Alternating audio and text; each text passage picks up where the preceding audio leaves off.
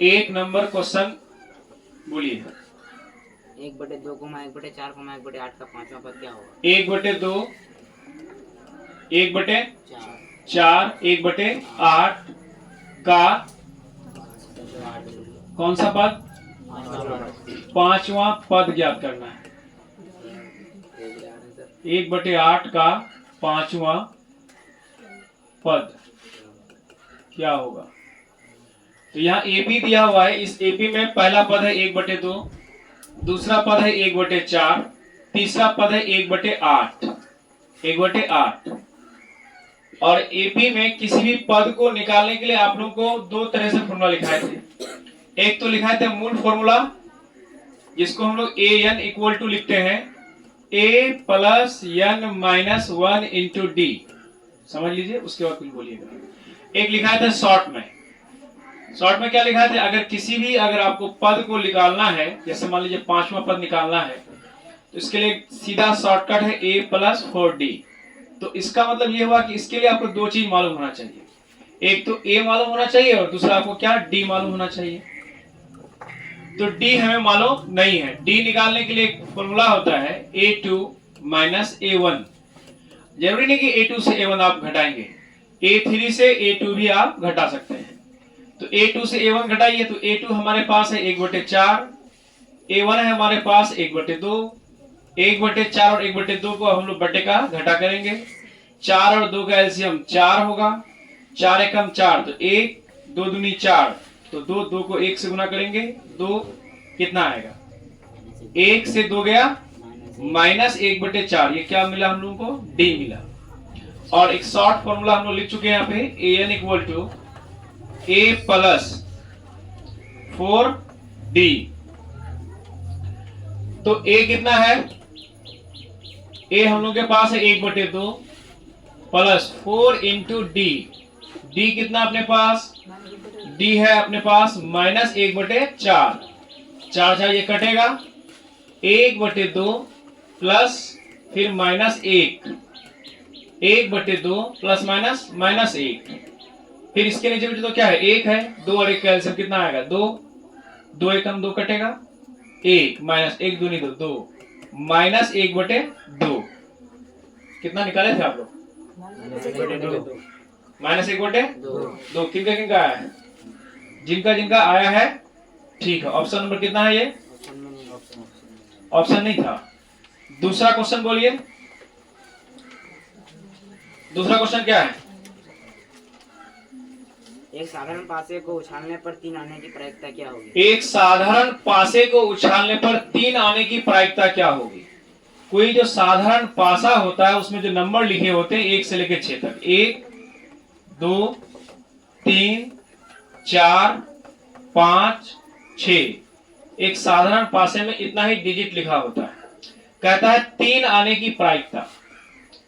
3 आने की प्रायिकता। तो आपको जब भी प्रायिकता निकालना होता है तो आप क्या देखते हैं? जिस अंक की प्रायिकता निकालना उसका टोटल गिनती लिखा जाता है कि वो कितनी बार है। तो 3 तो एक ही बार है, 3 एक ही बार है। और टोटल नंबर कितना है? तो 6 है। तो 3 आने की प्रायिकता के लिए क्या हो जाएगा? 3 आने की प्रायिकता, 3 आने की प्रायिकता हो जाएगा। 3 की गिनती कितनी बार है? एक बार। और टोटल कितना है? 6। तो 1/6 इसका आंसर होगा। ऑप्शन नंबर देखिए कितना है? बी ऑप्शन नंबर जिनका सही है, जिनका टिक लगाया हुआ तो उनका सही है। तीसरा प्रश्न बोलिए, क्या है तीसरा प्रश्न? किसी समांतर श्रेणी का पहला पद 5 है और अंतर। ये अभी आप लोगों को पूरी तरीके से बना के दे रहे हैं, फिर इसका शॉर्ट बनेगा। शॉर्ट बनाएंगे, ये लास्ट टाइम में पहले सीख लीजिए बनता कैसे है। क्योंकि इतना समय दीजिएगा तो क्या होगा, फिर बहुत सारा आपका ऑब्जेक्टिव रह जाएगा बोर्ड में। तीसरा क्वेश्चन पढ़िए। किसी समांतर श्रेणी का पहला पद 5 है और अंतर। पहला पद कितना है? 5 है। अंतर कितना है? 3 है। कितना कह रहा है? 10वां पद। 8 10 ऐसा भी लिख सकते हैं इसको। इसका शॉर्ट फॉर्मूला यूज करेंगे, a प्लस 9d। a अपने पास मौजूद है 5, 9 इंटू डी, डी भी मौजूद है कितना? 3। 5 प्लस 9 27। 27 और 5 को जोड़ेंगे कितना आ जाएगा? 32। Option number B. ये इसका करेक्ट आंसर है। चौथा ऑप्शन बोलिए, चौथा क्वेश्चन बोलिए। साइन थीटा बराबर 3/5 तो कोस थीटा का मान क्या होगा? साइन थीटा बराबर 3/5, साइन थीटा बराबर 3/5, इसका फॉर्मूला होता है P/H, P/H। P हमें मालूम है कितना 3, H हमें मालूम है कितना 5। हमारे पास क्या नहीं है, B नहीं है, डायरेक्ट B निकाल लेते हैं। तो B निकालने के लिए फॉर्मूला है B equal to √H² minus P²। B निकालना तो B कहां से होगा, H² माइनस P² होगा। तो H कितना अपने पास, H है 5, P अपने पास है 3, 5 का स्क्वायर 25, 3 का स्क्वायर 9, 25 में 9 हो जाएगा 16, 16 का जो वर्गमूल प्राप्त होगा वो होगा कितना 4। अब जो निकालने के लिए कह रहा है उसको निकाल लेंगे। क्या निकालने के लिए कह रहा है, कोस थीटा। कोस थीटा बराबर फॉर्मूला क्या होता है B/H। लिख भी सकते हैं और नहीं भी लिख सकते हैं। B अपने पास है 4, H अपने पास है 5, 4/5 जिनका आंसर आया है उनका सही है। उसके बाद क्वेश्चन बोलिए। Sine square theta plus cos square theta का मान किसी भी थीटा के लिए क्या होगा? Sine square theta plus cos square theta का मान कितना नंबर है, ये 5वां number. Sine square theta plus cos square theta का मान किसी भी थीटा के लिए, किसी भी थीटा के लिए देखिए 1 होगा। कैसे 1 आएगा, ध्यान दीजिएगा आप लोग। साइन स्क्वायर थीटा का होता है P/H का स्क्वायर प्लस B/H का स्क्वायर। ये सॉल्व करके बता रहे हैं आप लोगों को। ये जो स्क्वायर है ये P पर भी है और H पर भी है, ये B पर भी है और H पर भी है। H का स्क्वायर यानी यहाँ पे क्या होगा, बटे का जोड़ है, तो H² क्या हो गया, एलसीएम हो गया, नहीं हुआ। H² कटेगा तो क्या ऊपर बचा, P² प्लस H² कटा तो क्या बचा P² प्लस B² बटे H²। आप लोग को पता होगा पाइथागोरस के नियम से, पता होगा आप लोग को कि यहाँ पे लंब स्क्वायर जोड़ आधार स्क्वायर बराबर क्या होता है, कर्ण का स्क्वायर, या कर्ण स्क्वायर बराबर लंब स्क्वायर जोड़ आधार स्क्वायर, लंब स्क्वायर जोड़ आधार स्क्वायर बराबर कर्ण स्क्वायर। यानी इसका मतलब ये हुआ कि P² प्लस B² के बदले में हम लोग H² लिख सकते हैं। तो वही है P² प्लस B² के बदले में ऊपर क्या लिखा जाएगा, H² लिखा जाएगा, नीचे ऑलरेडी पहले से H² है। जब समान संख्या बटे में होगा तो कट के कितना आता है, 1 आता है। कितना आता है, 1। ऑप्शन नंबर कितना है, ऑप्शन नंबर बी 1 जिनका आया है सही है। 6 नंबर का प्रश्न पढ़िए, क्या है। Sine 30 degree plus cos 60 degree का मान क्या है? Sine 30 degree plus cos 60 degree का मान क्या है। Sine 30 degree plus cos 60 degree का मान क्या है। इसके लिए आपको सभी थीटाओं का मान याद रखना पड़ेगा। आपके 10th क्लास के सिलेबस के हिसाब से केवल आप लोगों को 90 डिग्री तक याद रखना है। 11th 12th में इसका मान आगे तक याद रखना पड़ता है। साइन 30 का मान 1/2 होता है, कोस 60 का भी मान 1/2 होता है। इसको जब सॉल्व करेंगे हम लोग तो 2 इसका क्या आ जाएगा, एलसीएम 2 कटेगा, 1 प्लस 1 तब कितना आ जाएगा, 2/2 कट के कितना आएगा, 1 इसका आंसर आ जाएगा। ऑप्शन कौन सा है, ऑप्शन ए इसका आंसर है जो निकाले हैं। 7वां प्रश्न बोलिए। x² माइनस 5x प्लस 6 का मूल है। मूल समझिए ना, शून्य। x² minus 5x plus 6। पहले तो ये मानक रूप में नहीं है, इसको किस में लिखा जाए, मानक में। हालांकि मानक में नहीं, इक्वल टू 0 ले लीजिए आप, क्योंकि मानक अगर लिखिएगा तो ऐसे होगा, x² plus minus 5x plus 6 equal to 0। ये इसका मानक रूप मानक है। अब इसको अगर सॉल्व करते हैं तो x² minus 5x plus 6 equal to 0। अब यहां से शून्य निकालने के लिए क्या करेंगे, तो शून्य निकालने के लिए जो 6 है, 6 और x² का कोएफिशिएंट मतलब गुना, x² किसके साथ गुना किया हुआ, 1 के साथ। 6 और 1 का गुना कीजिए तो कितना आएगा, 6। अगर आपका गुना के बाद प्लस में आता है तो समझ जाओ कि बीच में जोड़ना पड़ेगा। समझ गए, बीच में जोड़ना पड़ेगा। अगर माइनस आता तो बीच में क्या करना पड़ता, घटाना पड़ता।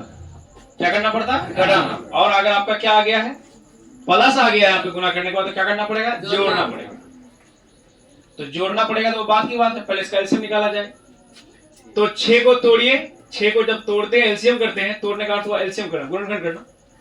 तो 3 दूनी 6 और जोड़िए तो 3 और 2 5, लेकिन ये 3 और 2 जो जोड़ के आप 5 ला रहे हैं, ये तो आपका 5 होगा नहीं। इसलिए नहीं होगा क्योंकि यहाँ पे -5 है और जबकि यहाँ पे आपका क्या है +5 है।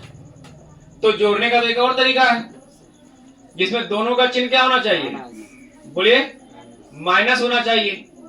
क्या होना चाहिए, माइनस होना चाहिए। तो -3 और -2 कितना आएगा, -5। तो बोलिए क्या प्लस में लेंगे कि माइनस में लेंगे, माइनस में लेंगे। तो माइनस में लेने के लिए क्या करना पड़ेगा हम लोग को, अब तब यहाँ लिखिए क्या लिखा जाएगा, x² -3x फिर -2x +6 = 0। अब टोटल जो यहाँ पे पदों में बटा, ये कुल 4 पदों में बटा। तो पहले 2 पदों में देखिए ऐसा कौन है जो कॉमन है, यानी दोनों पदों में मौजूद है। यहाँ पे 2x है और यहाँ पे 1x है, दोनों में से 1x को हम लोग बाहर कर दिए तो 1x यहाँ बचा हुआ है, यहाँ क्या है माइनस। अब यहाँ पे ये x तो यहाँ आ गया, क्या बचा हुआ है 3, ठीक है। ऐसा कौन है जो दोनों में है, 2 है। -2 यहाँ से हम कॉमन कर लेते हैं, तो -2 का किससे इंटू करें कि -2x आ जाए, तो x से। -2 का किससे इंटू करें यानी गुना करें कि +6 आ जाए, तो -3 से। +6 नहीं आएगा, बराबर क्या आएगा 0। और आप लोगों को पहले से ही बताया गया है कि जब भी आप बहुपदों का गुणनखंड करेंगे तो ये वाला जो पार्ट है यानी ये वाला जो भाग है और ये वाला जो भाग है, हर हालत में प्लस माइनस के साथ क्या रहेगा, सेम रहेगा। अब देखिए यहाँ पे फिर क्या होगा, x - 3 और x - 3 सेम है। यहां से यहां तक ये एक टुकड़ा है और यहां से यहां तक ये एक टुकड़ा है, क्योंकि गुना में एक ही टुकड़ा होता है, भागा में एक ही टुकड़ा होता है। टुकड़ा कब ज्यादा और कम होने लगेगा, जब आपका प्लस और माइनस में होगा। तो इसका मतलब इस टुकड़े में कौन है, x - 3, तो यहां से और दोनों जगह से, यानी यहां से भी और यहां से भी x - 3 क्या किए, कॉमन कर लिए। अब क्या बचा, x - 2 बराबर 0, x - 3 = 0 और x - 2 = 0। x बराबर 0 + 3, x बराबर 3 और x बराबर 0 + 2, x बराबर 2। इसका 2 शून्यक कौन कौन है, 3 और 2 है। कितना नंबर तक बनाए, बोलिए 7 नंबर तक बनाए। कितने नंबर तक, 7 नंबर तक। हटाया जाए इसको, क्योंकि इसको आप उतार नहीं सकते हैं ना, ये अभी दे रहे हैं, प्रोसेस सीखिए इसका। हालांकि अभी हम लोग टाइम लेके बना रहे हैं, लेकिन जब अक्टूबर नवंबर का टाइम आएगा तो इसमें से बहुत सारे मैथ को शॉर्ट टाइम में, बहुत कम टाइम में बना दिया जाएगा। मैट्रिक में आपके पास 1 से सवा घंटा टाइम मिलेगा, जिसमें आप लोगों को 50 ऑब्जेक्टिव को सोल्व कर देना है। 60 मिनट में 50 ऑब्जेक्टिव को सोल्व कर देना, तो टाइम टेकन बहुत कम होना चाहिए। पहले सीख लीजिए, उसके बाद टाइम टेकन पर भी हम लोग काम करेंगे। मेहनत यहाँ नहीं, मेहनत घर में करना पड़ेगा आपको। एक कोई भी टीचर आपको बता सकता है, समझा सकता है, करके नहीं देगा आपको, करना अपने से। कितना नंबर प्रश्न है उसके बाद, 8वां प्रश्न, बोलिए। यदि अल्फा और बीटा किसी द्विघात बहुपद के शून्यक हैं तो अल्फा और बीटा द्विघात बहुपद के क्या है, शून्यक है। द्विघात बहुपद का माना क्या होता है, ax² + bx + c = 0। यही इसका पैटर्न है। आगे क्या कह रहा है, अल्फा प्लस बीटा बराबर क्या होगा, तो -b/a होगा। -b/a देखिए किसका है, कौन सा ऑप्शन में, बी ऑप्शन है। 9th नंबर क्वेश्चन पर आ जाए। यदि सिग्मा f बराबर 50 और सिग्मा f 450 है तो सिग्मा नहीं बन रहा है, बन जाएगा। यदि सिग्मा f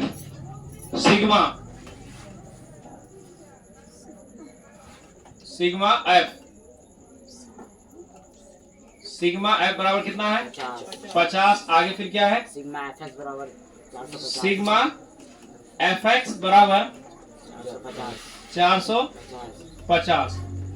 जब हम लोग स्टैटिक्स पढ़ रहे थे, सांख्यिकी पढ़ रहे थे, तो इस पर आप लोग को कई बार फॉर्मूला बताया गया है, माध्य निकालने के लिए फॉर्मूला क्या होता है।